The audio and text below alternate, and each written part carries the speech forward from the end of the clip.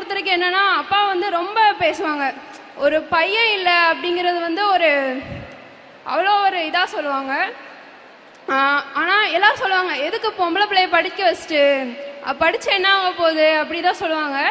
ஆனால் அப்பா வந்து அப்படிலாம் இல்லை, என் பொண்ணு வந்து அவள் சொந்த காலில் நிற்கணும் அப்படின்னு சொல்லிட்டு என்னை படிக்க வச்சாங்க.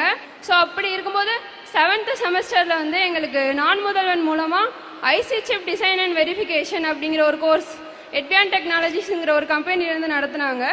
ஸோ அந்த கோர்ஸ் மூலமாக தான் வந்து ஒரு புது இண்டஸ்ட்ரி பற்றியே தெரிஞ்சுக்கிட்டோம். நான் முதல்வன் மூலமாக ஒரு 9 பேர் வந்து எட்வியான் டெக்னாலஜிஸ் அப்படிங்கிற ஒரு செமிகண்டக்டர் ரிலேட்டடான ஒரு கம்பெனியில் ஒர்க் பண்ணிகிட்டு இருக்கோம்.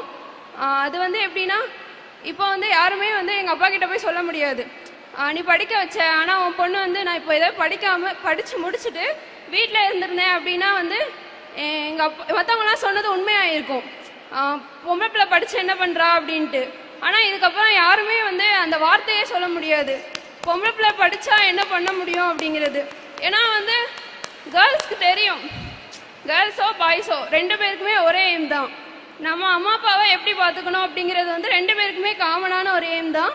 ஸோ அதை வந்து என் அப்பா வந்து இப்போ ரொம்ப பெருமையாக இருப்பாங்கன்னு நினைக்கிறேன். என்னோட ஃபர்ஸ்ட் மந்த்து சேலரி வந்து என் கையில் இப்போ இருக்குது.